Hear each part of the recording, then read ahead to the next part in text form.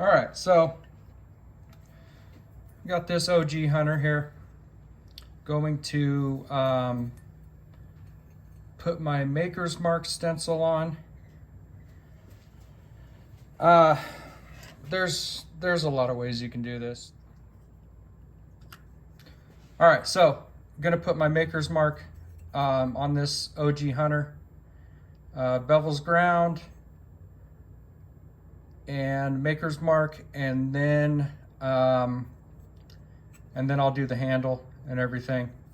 I like to do this stuff first. That way, if anything goes wrong, I can fix it now. It's a lot harder to fix these things when you already have the handle on. So I'm not very, scientific here about how I put the Maker's Mark on. I try to get it on there as straight as possible. It's not perfect every time, but we do our best, right? So the main thing is to make sure that it's not up over the top of the blade. I've done that before, and that's annoying. So I have it on there, and you see I got a stencil here, vinyl stencil, and that's transfer tape on the top. I'll pull that off. I did make sure that the blade was super clean. First, I want to make sure I press that all over. I'll take this transfer tape off here.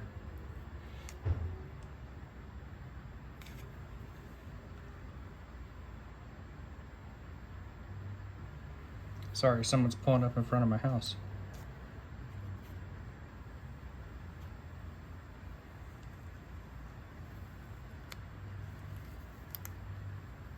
Oh no, that's not good. All right, we got a problem. Okay, through the magic of fixing, you can see that little piece of the M tore off. Hopefully that does not mess everything up. We are going to hope and also pray at the same time that comes out okay. All right, so I do a pretty basic, got a pretty basic setup here for how I etch my Maker's Mark on. Let me get that set up, and then I will show you guys what I got going on. Okay, so knife, Maker's Mark, a little bit of a hiccup in there, but we're gonna hope it works out. If not, we're gonna cry, and we're gonna figure something else out. So here's my setup. I have a bolt with tape wrap around it. That is a makeup remover pad. That green thing is one of my daughter's hair ties. Right here, very salty solution of water. I put salt in there, kosher salt, until it stops dissolving in the water. Back here, battery maintainer. I think I have it set on 2 amps, 12 volts right now. I kind of go back and forth. I don't know which one works the best. So mix this up a little bit more just for funsies. And then I never can remember which goes on where, so we always have to play guess which way it goes every single time. This does not shock you if you do it the wrong way or whatever, but so you can see that goes on the exposed metal there. So I'm not good at filming this stuff, peeps. I'm just trying to do my best. Let's put that right there. All right, so put that in there, get it wet with the salty solution, and then we'll go on there.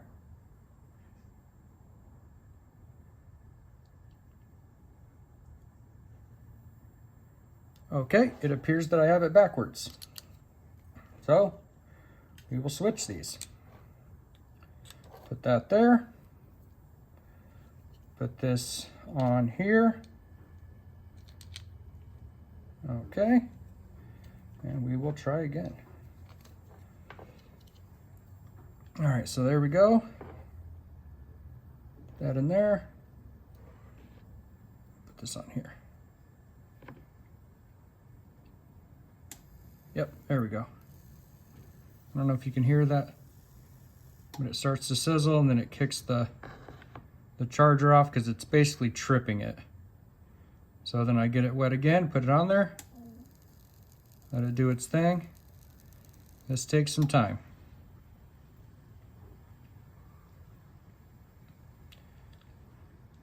So that's basically the process of how I do my maker's mark. I'll get a little bit more of our juice on there.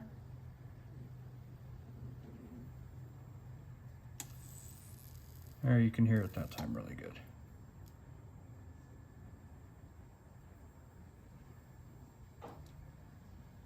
So I just try to go and do it equally all the way around. This is not a perfect system here. I would love to have a personalizer or a actual dedicated marking machine, but I am cheap and this works, so I do it. So I basically do this until I feel like I did it enough. That's basically it. I will bring you guys back when I'm going to pull the stencil off, and then we will see if the mistake with that piece of the vinyl coming off ruined everything. All right. Okay, so here's what we have. You want to make sure you don't go outside this because you'll be left with an etching mark. And you can usually get rid of it, but it sucks when that happens. So let's pull the stencil off. Let's see if we messed everything up or if we got lucky.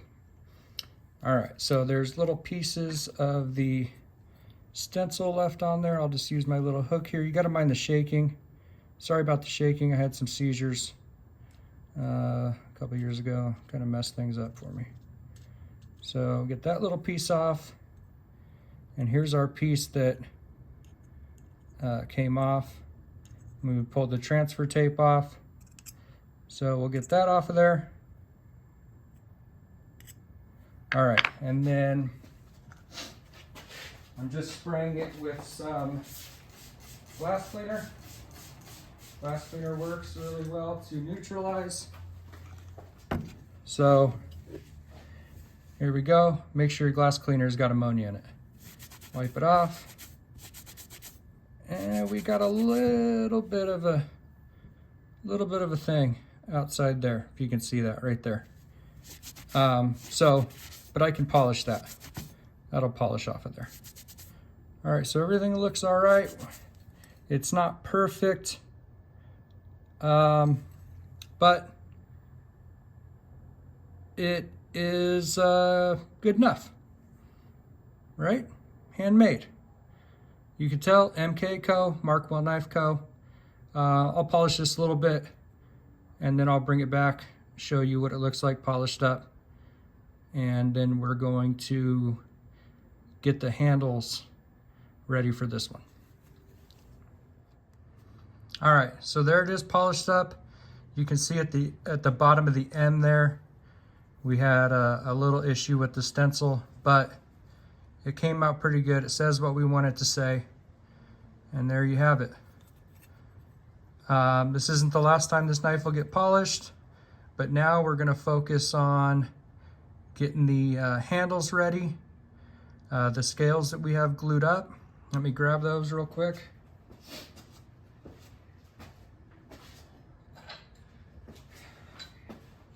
So I previously already glued these up. We got gray G10 with some toxic green G10 liners. So we'll get those ready. I'm Gonna go on this guy like this. Be careful, don't scratch it. So that's gonna look pretty cool. So we'll get that set up and everything the right size and all of our holes drilled, and then I'll come back and show you what that looks like. So got those cleaned up, all the edges squared up. So this is where it really starts to become important that everything is as flat as it possibly can be. So these are perfectly flat to each other. Now I will square up the ends, right? Okay, I'll have the ends squared up. I'm gonna put that knife out. Oh, there it is. The knife will go on, and then I'll drill all my holes through. I'll bring you back when we got that done. All right, so drilled all 3 holes through. Just some pins there to hold it all in place. Like I said, very important to make sure that everything is lined up, that when you're drilling your holes, your drill press or whatever you're using to drill your holes is flat also, because you don't want your pins going through at an angle. It'll mess things up when you go to fit everything up. You'll have to pound your pins through. You can separate your handle material. So now need to get the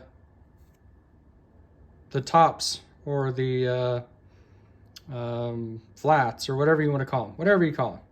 We need to get those shaped, and the rest of our relief holes drilled through, and then we should be about ready for glue up at that point. So I'll get to where everything is shaped, and I will come back and show you what that looks like.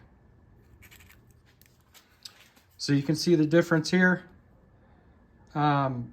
with when I shaped one of the fronts.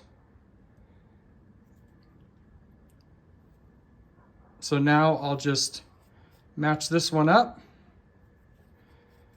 and then we'll need to drill our relief holes, get rid of a lot of this material. I'll cut a lot of that off, and then we need to sand these so they look nice when the knife is finished. It's the last time you can sand those before you glue them on. So there's the difference. I give myself some reference marks to know where to grind down to. You want to make sure that you don't cover up your jimping with your handle material. There's the other reference mark right there. So I will match those up, drill the holes, cut off all the excess, and bring you back when that is done. Step by step. It's a process. Almost every knife is the same, but different, all at the same time.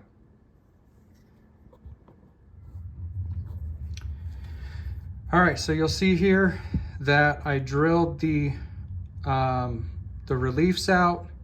This is done on both sides. That way the epoxy goes through, touching this side of the scales through that hole through the tang, and goes into the other side.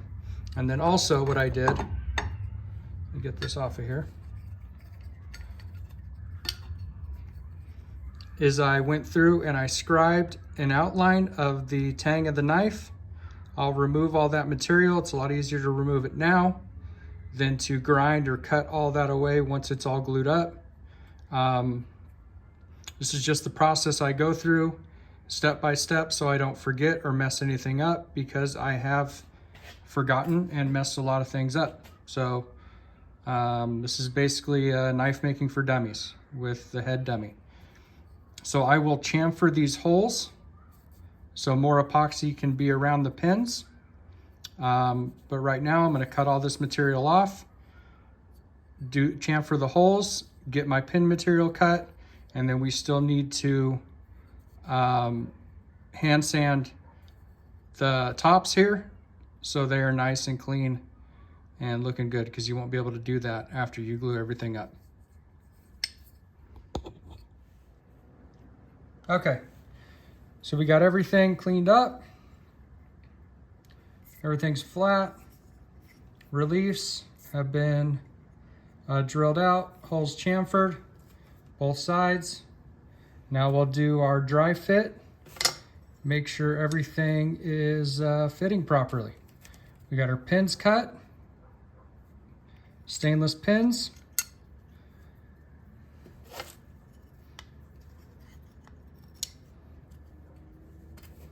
First pin is good. That's a good sign. Second pin is good. Third pin's a little tight.